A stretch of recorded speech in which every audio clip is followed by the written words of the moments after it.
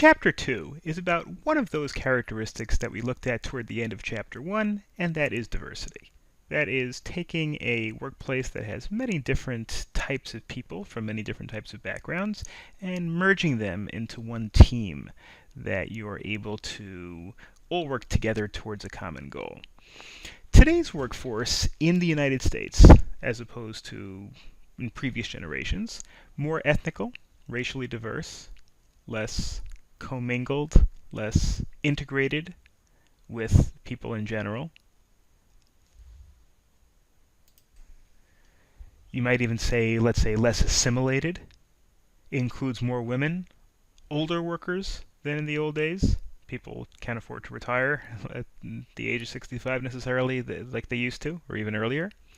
And there's a smaller wage gap between whites and other racial and ethnic groups. There still is a wage gap between people that are white and people that are not white. There's also a wage gap between men and women, which we'll discuss a little bit later on, although those wage gaps, generally speaking, have been shrinking. So the idea of diversity becomes more and more important as the workforce becomes more diverse and as it becomes more critical for companies to take advantage of all the ethnicities out there in terms of resources, in terms of human resources. There are different levels of diversity. You have surface level diversity, which is, obvious diversity. Diversity, which means just people that are obviously different from each other. Things like different races, different genders, different ages. This is at least, less significant over time because I guess the idea is, while it may be a shock at the beginning to work with people from backgrounds so differently than you, once you get to work with them, it probably doesn't make that much of a difference. Once you really get to know somebody, that person's age or that person's race or that person's gender becomes less important when it comes to a working relationship. But then you have things that are a little bit more, deeper level diversity, differences in personality, differences in values. Those become more important as time goes on because if there really is a difference between your values and a coworker's values, being able to work together in a way that you're both comfortable with may even become harder as time goes along. And those differences in ethical opinions or differences in character, differences in personality continue to manifest themselves. Then we have the idea of discrimination. Discrimination is something that is prohibited by law in the employment context and in many other contexts, although not always. Believe it or not, if you have a small enough company, you are allowed to discriminate. If you have only one or two employees and you want to have them be a particular gender or a particular race or a particular religion or whatever it is, you can pretty much do what you want. The civil rights laws, the employment civil rights laws require a certain number of employees to come into effect, but for most businesses that are beyond a certain size, you're going to have laws that prevent discrimination. And there are many different types of discrimination. Now, of course, there are whole courses devoted to discrimination and exceptions to those discrimination rules. If you're hiring a rabbi, you don't have to consider somebody who's a Catholic minister. It's just that's just not. That's what's called a BFOQ, a bona fide occupational qualification. You can hire somebody who's who needs to be of a particular group in order to fulfill the characteristics that are necessary. So, but discrimination can take many different practices. There could be just simply discriminatory policies or practices which deny equal opportunity to people based on not something based on other than performance, not based on performance. If it's based on performance, generally speaking, it's okay. If it's not based on performance, that's where you have the problems. That's where problems come in. So an example might be older workers may be targeted for layoffs because older workers tend to have been with the company for a longer period of time, and they tend to maybe be paid higher, and they've got better benefits. And maybe they don't work as much. Maybe they're not as hungry, so to speak. Well, that's discrimination. And there are actually age discrimination rules that prevent you from doing that.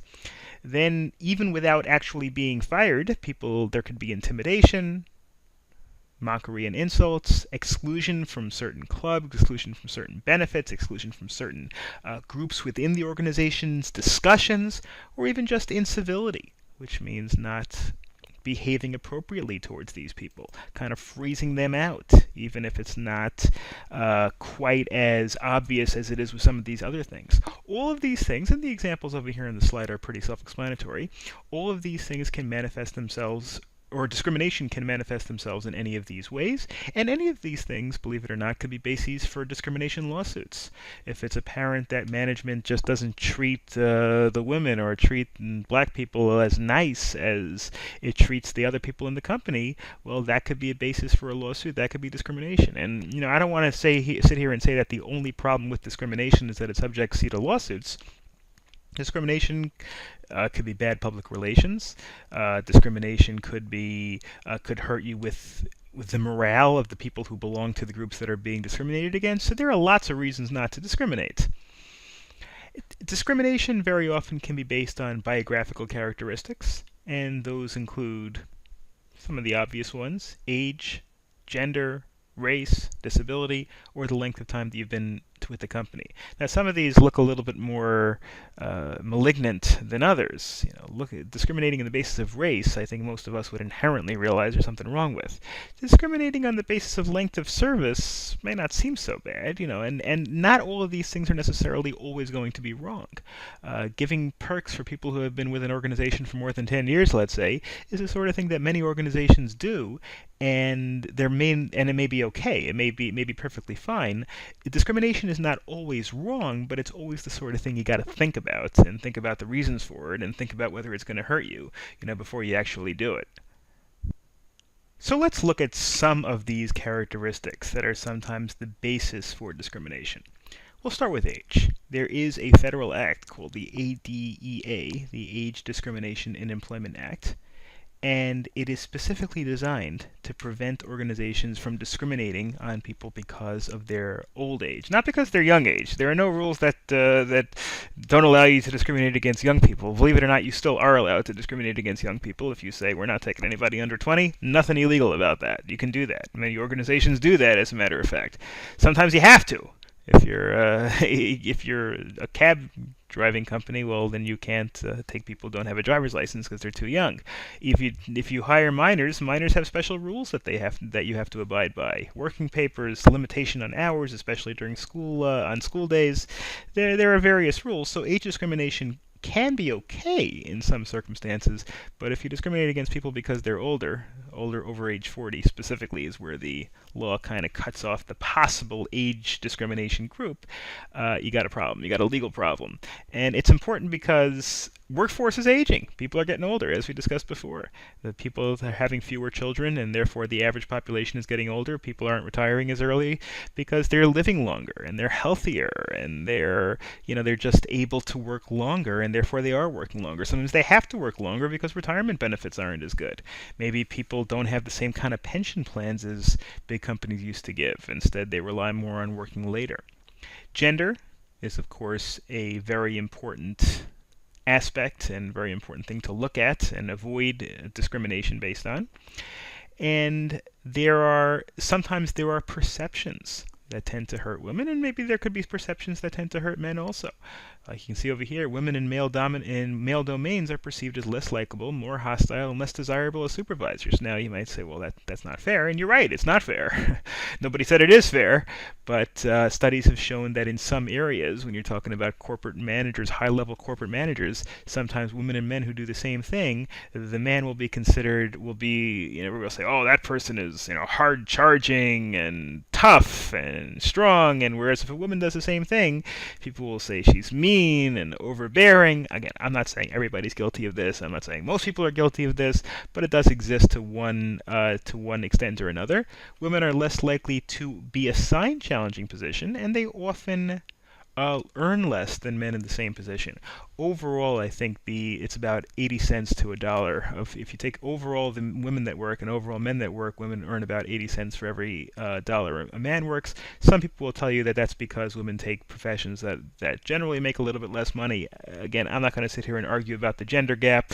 The gender pay gap is something that's a very hot button political issue. You can go to to other news stories and read about it. This is an example. The World Economic Forum produced a document called the Global Gender Gap Report. This is back in 2008, so it's almost 10 years ago. But this is just an example of the sort of thing that has been produced on this subject. It's extremely controversial. It's extremely complex in terms of, to what extent is it based on discrimination and to what extent is it based on just natural characteristics. You can read a lot about it, but it definitely does exist. And also maternal wall bias, the idea that women are perceived correctly as likely to go out and have children, and because of that, and if they go ahead and have children, they're going to have to take maternity leave, and they're not going to be able to work as many hours as if they have children at home. And the idea is that companies may be a little bit more reticent to hire women around childbearing age because of that. These are all things that are, gender-based discrimination that have to be looked at when you're talking about organizational behavior. Our next area of discrimination is that based on race and ethnicity. The U.S. Census Bureau, which measures these things, recognizes 7 racial groups and distinguishes between native English speakers and Hispanics. In other words, you can have white Hispanic, black Hispanic. Basically, Hispanic are people whose native language is Spanish. Typically, these are people who are from Latin America, from Mexico, from the Caribbean, from Central America, South America, etc. And research shows that individuals do slightly but still favor colleagues of their own race. In their evaluations, promotion decisions, pay raises, even though you have 2 people that have the same performance, people who are of the same race of the people doing the reviewer will tend to get slightly more favorable reviews, and African Americans tend to fare worse than whites in employment decisions, and some industries are less racially diverse than others. Now, there's obviously been a lot of study in this area. I have a couple of examples over here. This is another article that I just picked up over here. This is from 2013, so a few years ago, but still relevant. And that is that black unemployment rate, even to this very day, is consistently twice that of whites. Now, the unemployment rate now is a lot better than it was a few years ago. This is 2009, 2010, during the time of the Great Recession.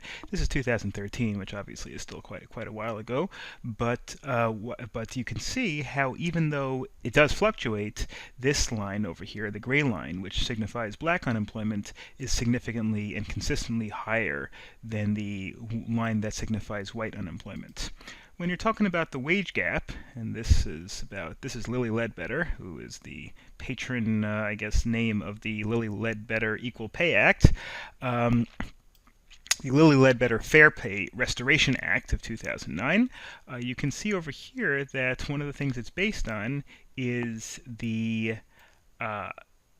looking at the pay gap between, and again, this is based on 2013. Sorry, I don't have more recent data, but we can see over here where we have some of the gap in terms of 100 cents made by a white man.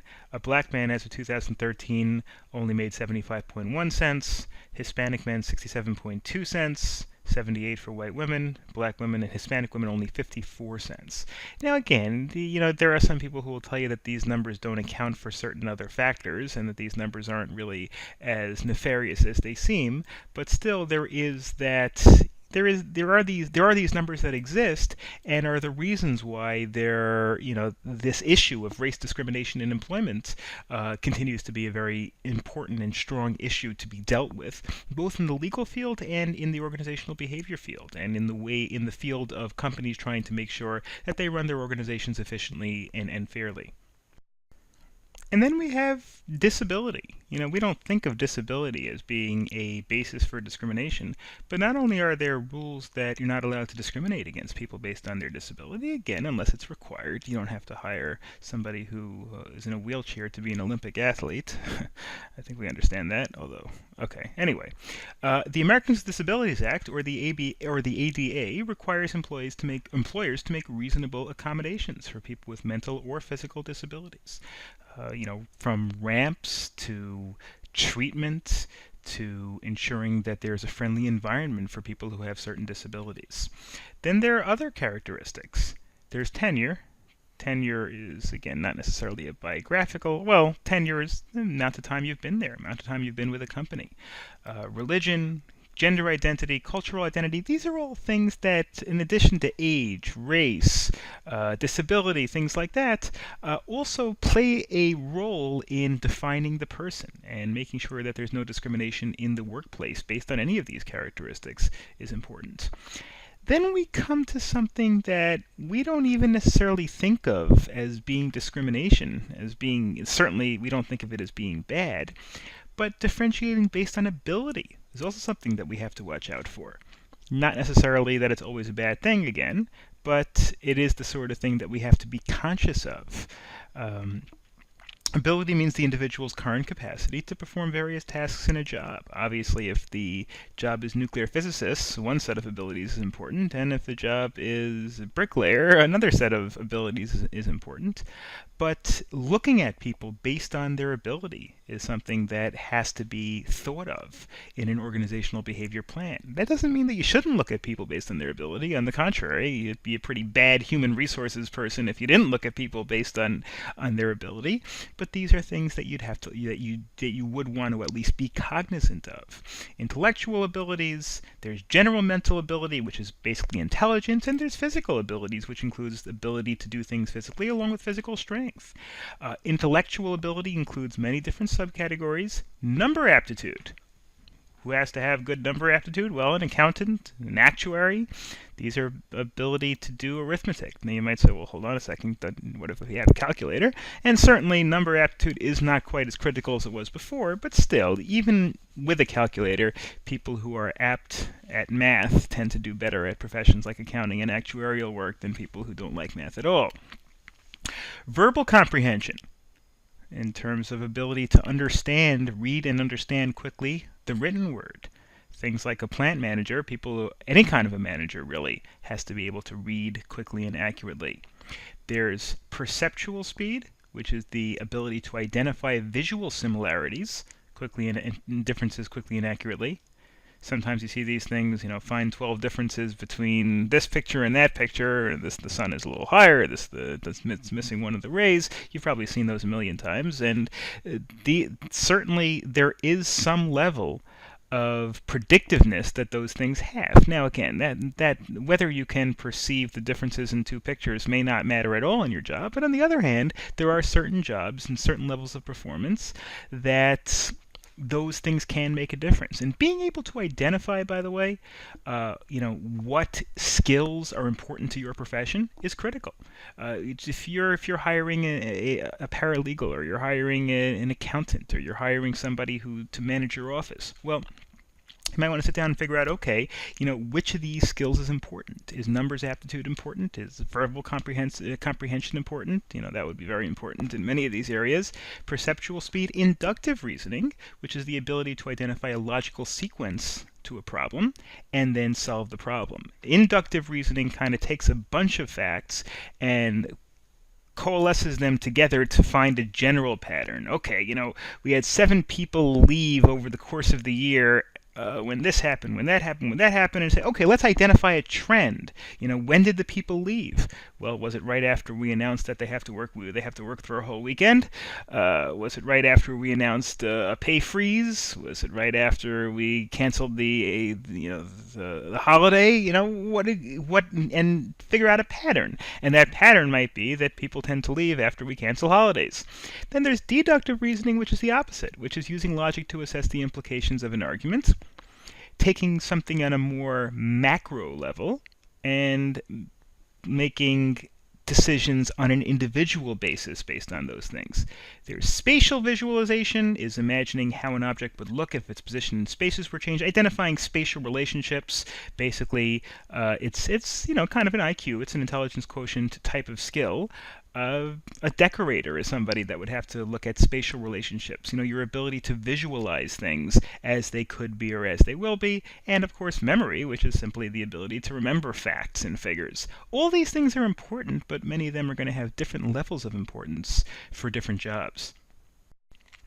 By the way, I want to clarify one thing in terms of deductive reasoning. Inductive reasoning, as I mentioned a few moments ago, is taking a bunch of facts and establishing a pattern, or, writing a general rule from a bunch of events that happened. Deductive reasoning is taking facts that you know are true and trying to infer other facts that are true. For example, if let's take an example of both directions. Let's say I see that it rains on Sunday, and then it rains on Monday, and then it rains on Tuesday, and then it rains on Wednesday, and I can use inductive reasoning to say that we're in the middle of a big rainy pattern that's happening. Deductive reasoning is if I know that it's going to rain all week, and so I deduce that it's going to rain on Wednesday. You don't have to. It doesn't necessarily have to be a smaller set, but it's taking known facts and applying them to some other fact that you might not have known previously. Okay, let's move next. From intellectual ability, we're going to move to physical ability. Physical ability is obviously just as important for some jobs. Some jobs it's less important than intellectual ability. Some jobs it's more important than intellectual ability, and there are different types of physical abilities that are relevant. You have strength, which is dynamic strength, the ability to exert muscular force repeatedly or continuously over time. Maybe a lumberjack, something like that, would have to have high dynamic strength. There's trunk strength, the ability to exert muscular strength using the trunk muscles. If you have a job to pull cars or pull rocks or pull farm equipment for a long period of time, for many of them, trunk strength would be important. Static strength, the ability to exert force against external objects. A lot of these things, I guess, would be very important in various sports. Obviously, wrestling, something like that. Static strength would be important. And explosive strength, the ability to expend maximum energy in one or a series of explosive acts. Even if you can't necessarily sustain it, one person might be good at sustaining strength over a long period of time, and one person might be good at better at individual bursts of strength. If you look at it in terms of sports, the weightlifter has to have tremendous explosive strength. The weightlifter might not have to consistently be strong over the course of an hour, but the weightlifter has to be able to, for 5 or 10 seconds, to lift this incredibly heavy free weight. You have flexibility factors. Again, extent flexibility, ability to move the trunk and back muscles, dynamic flexibility. Around again, you have other body factors: coordination, balance, stamina. Again, these are all things that not necessarily that you have to memorize in terms of what they are, but these are things that have to be taken into account. If you're hiring somebody in the office, you're hiring a secretary or a paralegal or something, probably most of these things are probably not that relevant. If you're hiring somebody to, maybe as somebody to clean heavy objects after, let's say to clear landscaping or to do yard work, something like that. These are all things that have to be considered as well. Intellectual ability and physical ability both may need to be considered for a job, or in some jobs only one or the other. Now that we've established what diversity is, let's take a look at management strategies that are relevant to diversity. Diversity management in general means making everyone more aware of and sensitive to the needs and differences of other people within your company. It could be something that you have to do as an ongoing set of procedures, or it could be something that has to be done individually in response to some sort of a crisis. Some of the goals you want in terms of establishing diversity include attracting, selecting, developing, and retaining employees who are diverse. When I say employees who are diverse, I mean employees who may not be of the same group or ethnicity or background as the people who run the company or as the other people who work for the company. Some of the ways in which this can happen, some of the ways in which this can be done, again, this doesn't have to be necessarily done by every company, but some of the ways in which to give yourself an advantage, an OB, organizational behavior advantage in this area, could be to target underrepresented groups. To employees, if you see that your company doesn't have any, let's say, people who are black, let's say, well then maybe put an ad in an area in which black people are likely to read a particular ad. In particular radio stations, particular newspapers. This way you can open up your talent pool and you can expand your talent pool dramatically. All of a sudden, you've got 15% of the population that you haven't tapped into before, and now all of a sudden you have this much bigger pool of talent that you hadn't otherwise considered. Ensure hiring and promotion is bias-free. Make sure that everything is based on merit, not based on characteristics, and develop a positive diversity climate, even though you might think that it's just, people just don't worry about it, people just don't think about it. If the people in the organization see that you're trying to be diverse and that you're trying to make sure that everybody feels comfortable in the organization, it's likely to improve employee morale. Diversity can help and hurt team performance. It can help because it exposes people to a variety of views, and people who are from different ethnic backgrounds have different views.